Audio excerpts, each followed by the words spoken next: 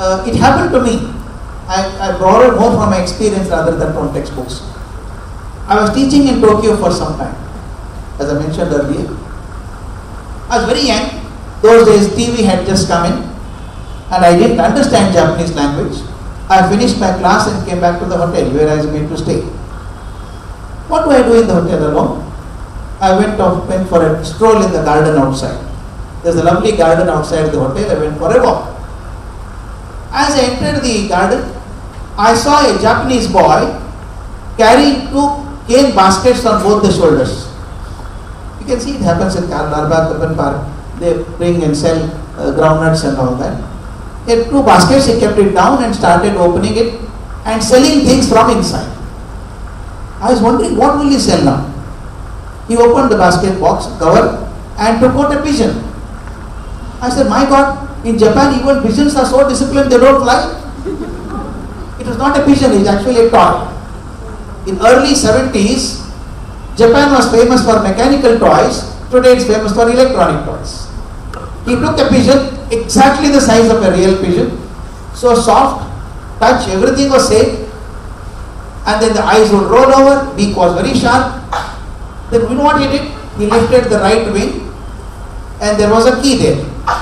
He gave the key and held the bird in his hand and threw in a particular angle. The bird took 3 rounds like a plane, fluttering its wings and landed like a plane. It's beautiful. I wanted to purchase one for my sister's daughter. But the problem was, I did not know how to speak in Japanese. He did not know how to speak in English. When you go to other land, it happens.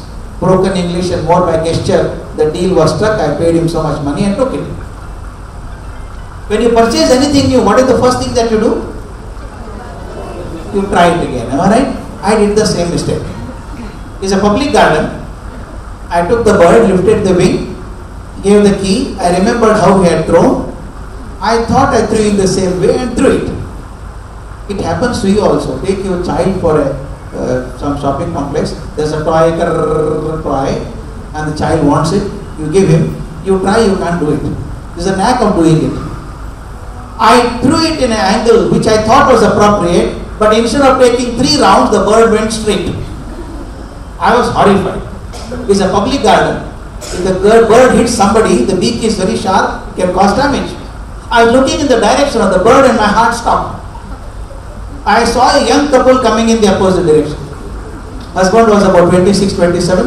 The lady was about 21, 22. With a small child of about 1.5 years walking between them. And this wretched bird, for whose movement I was responsible, it went straight and hit the forehead of the child above the right eye. It started bleeding profusely. If this had happened in Bangalore, what would have happened? 100 people would have gathered and taught me such a good lesson that I would not even dream of a pigeon in my life. I thought I would get the same treatment there. I saw the young man running towards me. I told to myself, I'm getting it. But you know what the man did? He picked up the bird on the way, came close to me, stopped there and looked at me and said, Asian? Looking at my face, he could make out I'm an Asian. I said, Indian. Understand English? Understand English. In broken English, again it continued. He did not utter a single harsh word to me. He simply said, with all respects, came close to me, lifted the right wing, gave the key, and threw in a particular angle. This time the bird went 3 rounds and landed like a plane. And very politely told me, sir, this is how you should throw. Who wanted to throw now? Already thrown once and created havoc there. But I felt surprised that he did not use harsh words at me. Forget about punishing me physically, he did not even harsh words. He was very respectful to me. Immediately I folded my hand and said, I'm very sorry that I hurt the child. It was not my intention. He said, sir, please don't do that, sir. Please don't do that, sir. Child is okay, small injury. I looked at the lady. She was kneeling down and wiping the blood from the child's forehead. Child was still crying. She was mumbling something. When I saw her mumbling something, my guilty mind told me, she is cursing you. Again I folded my hand and said, please convey my apologies to your wife. It was not my intention to hurt the child. He said, sir, please don't do that, sir. My wife cannot speak English at all. She is telling me in Japanese, tell the gentleman not to worry, child is okay, child is okay. It was like a slap on my face.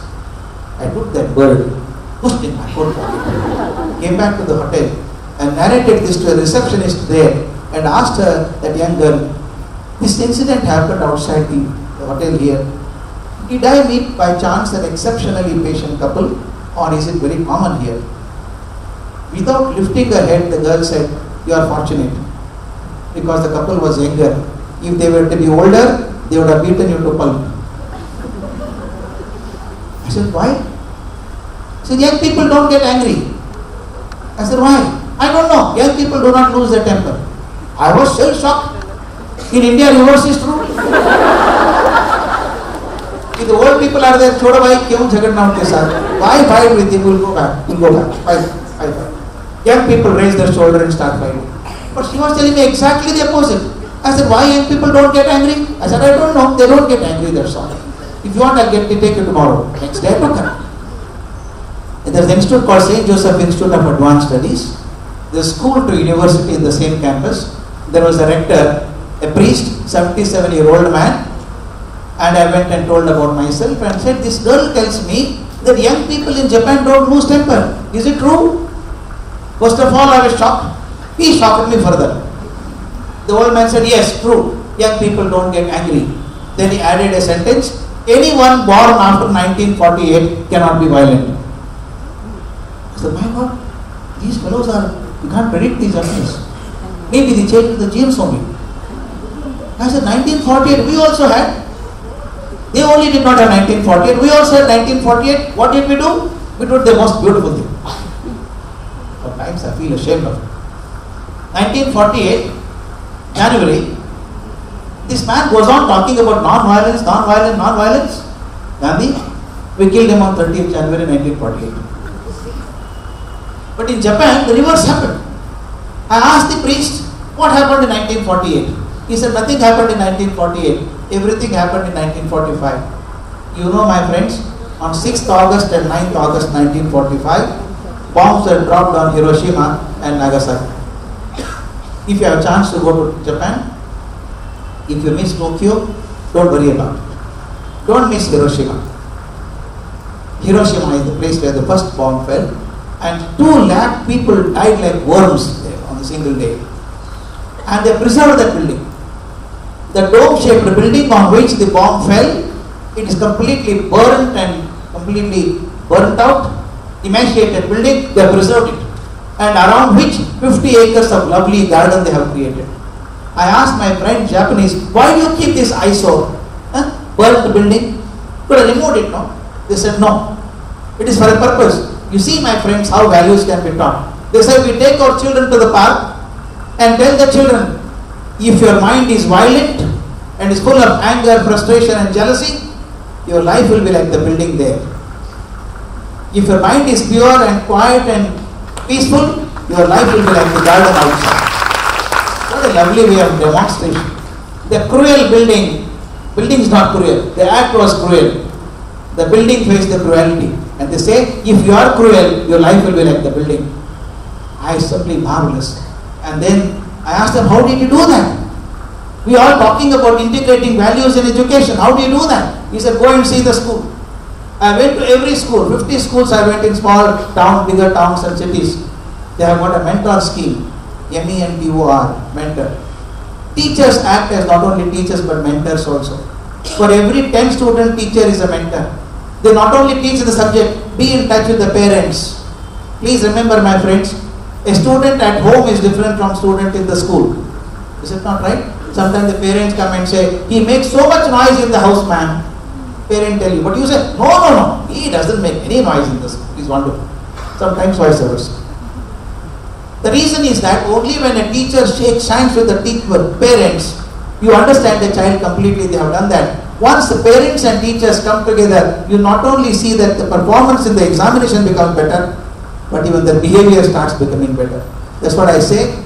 Teaching is the profession which changed in the country. If you see the history of Japan, they were so cruel people earlier. They were the ones who taught Chinese how to torture.